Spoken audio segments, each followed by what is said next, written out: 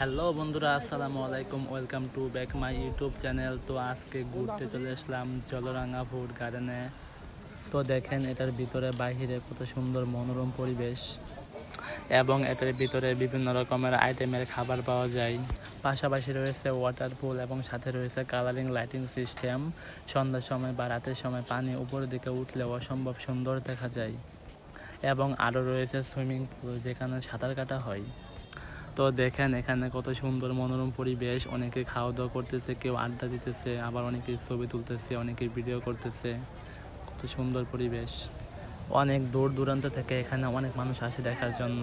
তো চাইলে আপনারাও আসতে পারেন। এটি অবস্থিত শ্রীপুর গাজীপুর জয়নাবাজার থেকে প্রায় 1 কিলোমিটার পূর্ব দিকে। এবং ফেসবুকে জলরাঙা নামে একটি পেজ রয়েছে, চাইলে ওই পেজের মাধ্যমে সাহায্য নিয়ে এখানে আসতে পারেন।